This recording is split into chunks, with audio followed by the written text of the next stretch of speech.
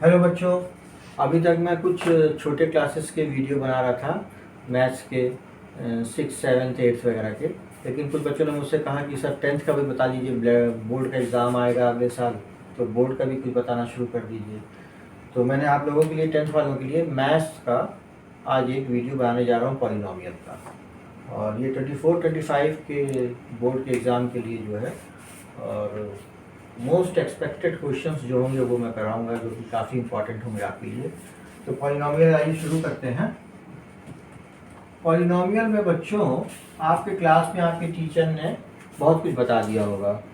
हम आपको to the point लेके चलेंगे और उसके बाद इसके प्रॉब्लम्स आपको सॉल्व कराएंगे।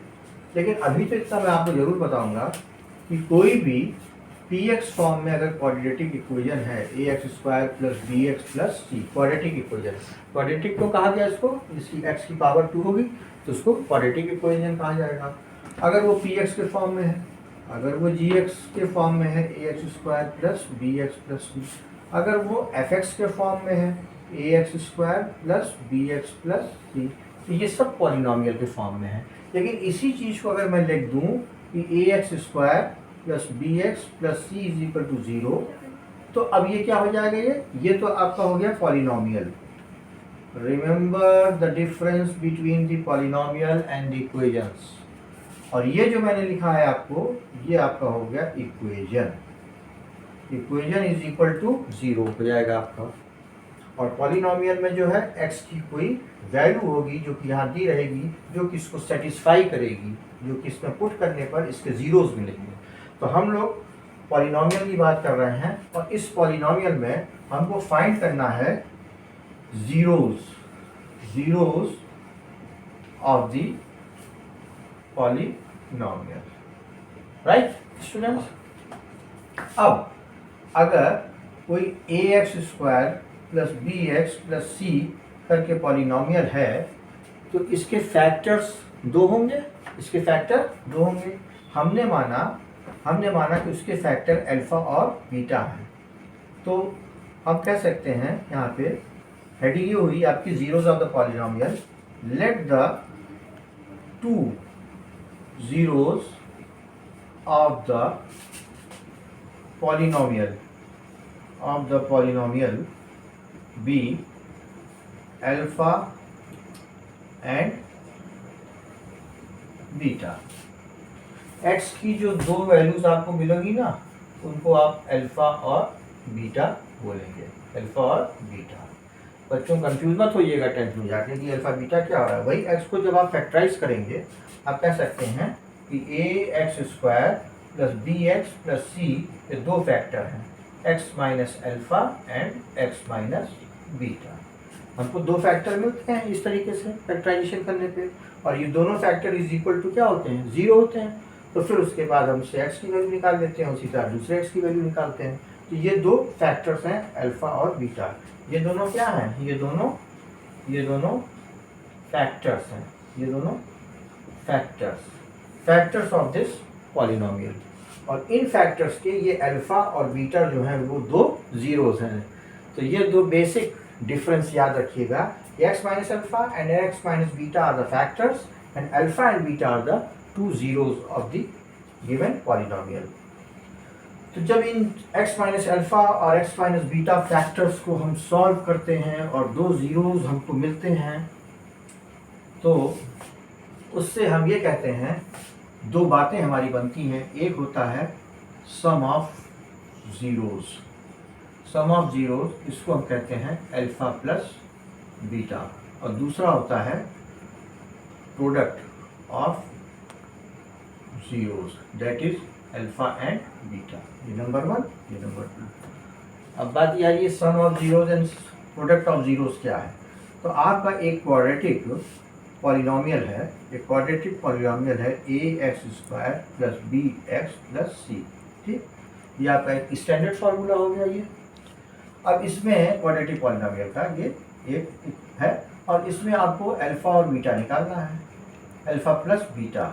तो अल्फा प्लस बीटा स्टूडेंट्स होता है इसमें -b/a। मैं थोड़ा पहले से लिखता हूँ, अदरवाइज स्पेस नहीं रहेगा। Alpha plus beta is equal to minus B upon A. इसको कहते हैं सम ऑफ जीरोस, ये पहला वाला स्टेप है। तो इस इक्वेशन में से ये alpha plus beta is equal to minus B upon A कैसे निकालते हैं? तो ये जो माइनस बी होता है ना, ये कोएफिशिएंट ऑफ एक्स, इसको बोलते हैं minus coefficient of X upon A है, ये है coefficient of X square. Alpha plus beta अगर किसी पॉलिनोमियल में हमको निकालना रहेगा सम ऑफ जीरोस, इसको आप और क्या लिख सकते हैं? इसको हम सम ऑफ जीरोस। तो वो उस इक्वेशन में से माइनस बी अपॉन ए, जो कि माइनस बी है वो एक्स का कोएफिशिएंट है और ए जो है वो एक्स स्क्वायर का कोएफिशिएंट है। और वहीं आपका ये दूसरा है वो है अल्फा बीटा, इसको आप कहेंगे product of zeros. Product of zeros आपका होता है सी अपॉन ए। अब इस इक्वेशन में सी जो है आपका वो है कांस्टेंट टर्म और ए फिर वही चीज होगी जो यहाँ पे ए था, क्या था? Coefficient of X square. तो स्टूडेंट दो चीजें आपकी बनती हैं, अल्फा प्लस बीटा और अल्फा बीटा। और तीसरी चीज एक इंपॉर्टेंट बनती है वो क्वाड्रेटिक पॉलिनोमियल अगर आपको बनाना हो तो कैसे बनाएंगे? That is equal to X square minus alpha plus beta X plus alpha beta plus alpha beta. ये क्वाड्रेटिक पॉलिनोमियल बनाने का फॉर्मूला है। ये मतलब अगर हमको अल्फा प्लस बीटा का सम मालूम हो और अल्फा बीटा मालूम हो तो हम इसको इस तरह से फॉर्मूले में रखकर एक क्वाड्रेटिक पॉलिनोमियल बना सकते हैं। आइए आगे इसको एग्जाम्पल में करके देखते हैं हम लोग, ठीक है। अब एक पॉलिनोमियल मैंने लिया 3x square plus 5x minus 2, right. अब हम आपसे इसमें कहें कि solve alpha plus beta and alpha beta in the above polynomial. इसी बात को आपके क्वेश्चन में दूसरे रूप में भी लिख सकता है, give the sum of zeros and the product of zeros in the above polynomial। तो सॉल्यूशन आपका कैसे होगा? देखिए आपका px दिया हुआ है 3x square plus 5x minus 2। Sum of zeros क्या होता है? सम ऑफ जीरोस आपका होता है alpha plus beta that is equal to minus B upon A. अब इस इक्वेशन में मैंने आपको बताया था ना फॉर्मूले में कि माइनस बी क्या होता है? Coefficient of x. तो माइनस फॉर्मूले का और बी क्या है? प्लस 5 है, तो प्लस 5। ए क्या है? Coefficient of X square that is 3।